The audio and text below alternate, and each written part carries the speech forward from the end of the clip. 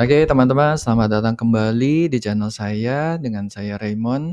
Sekarang kita akan membahas mengenai beberapa perubahan peraturan yang terkait dengan bukan perubahan sih ya, mungkin ada tambahan dan juga perubahan-perubahan yang khususnya terkait dengan Per 11 PJ 2025.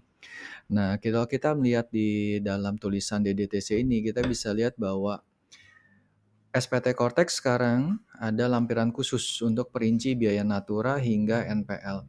Apa yang harus kita lakukan di sini kalau kita sudah tahu bahwa di pertengahan tahun ini, ya khususnya di Juni ini kita sudah tahu bahwa sudah akan ada nih ada formulir-formulir yang harus kita siapkan. Artinya kertas kerja kita baik itu sebagai konsultan ataupun para teman-teman yang mungkin bekerja di perusahaan sudah harus menyiapkan formulir ini.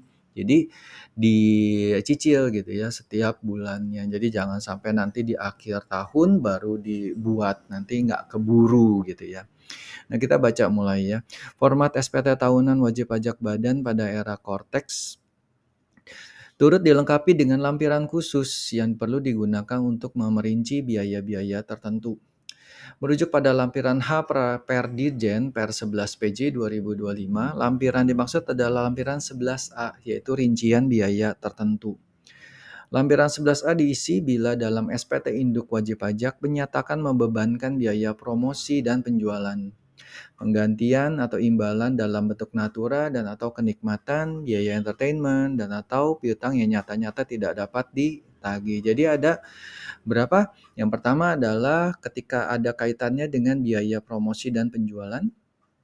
Kemudian di sini ada biaya penggantian atau imbalan dalam bentuk natura dan atau kenikmatan. Yes, yang ketiga adalah adanya biaya entertainment dan yang keempat adalah adanya piutang yang nyata-nyata tidak dapat ditagih. Jadi ketika teman-teman ada salah satunya saja, maka teman-teman sudah harus menyiapkan lampirannya ya. Jadi jangan sampai dibiarkan begitu saja, nanti pas waktu pelaporan nggak akan bisa nih kita lakukan pelaporannya.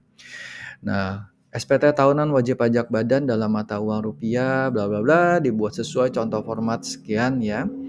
Diisi sesuai petunjuk pengisian sebagaimana tercantum dalam lampiran huruf H yang merupakan bagian tidak terpisahkan dari peraturan ini.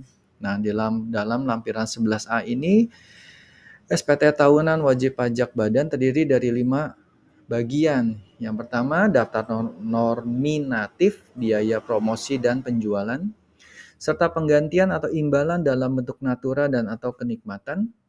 Yang kedua adalah bagian kedua, yaitu daftar nominatif biaya entertainment.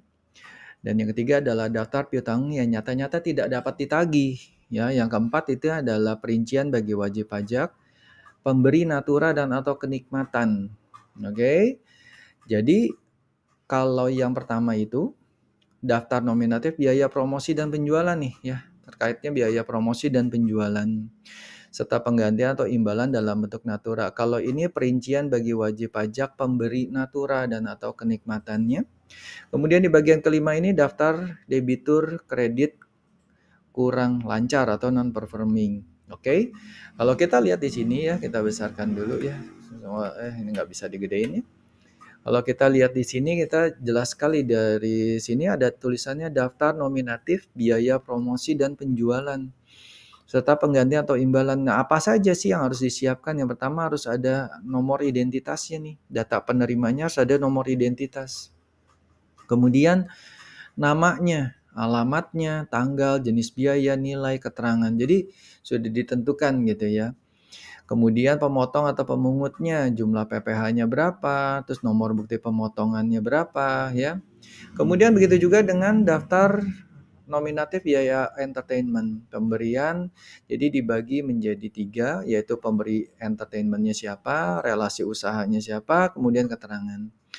Nah, di sini ada tanggal, tempat, alamat, jenis, nilai dalam bentuk rupiah, namanya, jabatannya, nama perusahaan, jenis usaha, dan keterangan. Nah, keterangan ini bisa diisi tujuannya apa, pemberian untuk biaya entertainment ini. Tapi teman-teman bisa dilihat di sini bahwa tetap tidak ada yang namanya NIK untuk dari si penerima biaya entertainment ini. Kemudian yang ketiga adalah daftar piutang yang nyata-nyata tidak dapat ditagih. Nah, kalau di sini dibutuhin nih nomor identitas ya, baik itu nama, alamat, kemudian ada plafon piutangnya, piutang yang nyata-nyata tidak dapat ditagih, terus kemudian metode pembebanannya, ya.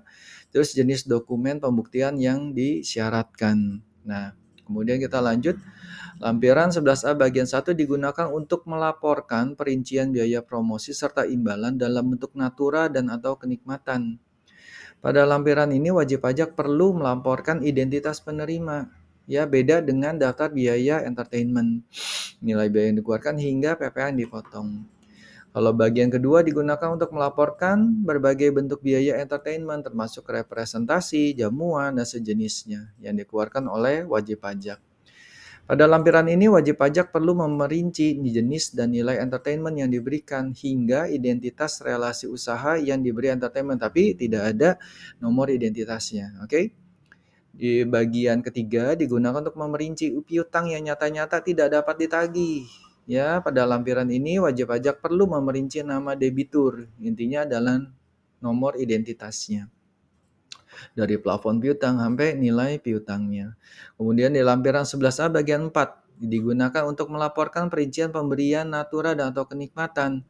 Pada lampiran ini wajib pajak perlu memerinci sarana dan fasilitas yang diberikan di lokasi kerja untuk pegawai dan keluarganya, serta menjabarkan natura dan atau kenikmatan yang diberikan di daerah tertentu. Jadi lebih fokusnya kepada pegawai yang diberikan naturanya, jenisnya apa, kemudian apa saja ya, diperinci semuanya di situ. Kemudian di lampiran 11B bagian 5 digunakan untuk melaporkan perincian debitur yang kreditnya diragukan, kurang lancar dan macet. Untuk diperhatikan, Per 11 telah ditetapkan pada tanggal 22 Mei dan langsung berlaku sejak tanggal tersebut. Jadi teman-teman kalau teman-teman nggak bikin kertas kerjanya ataupun bikin rincian ini, nanti teman-teman secara otomatis nggak bisa lapor SPT tahunan kalian. Oke teman-teman, ini dulu untuk yang terkait dengan lampiran khusus di SPT tahunannya. Semoga dengan video ini teman-teman bisa nyiapin nih kertas kerjanya ataupun mungkin bentuk Excelnya gitu ya, sehingga nanti teman-teman udah siap untuk melaporkan di SPT tahunan kalian. Itu aja teman-teman, see you, bye-bye.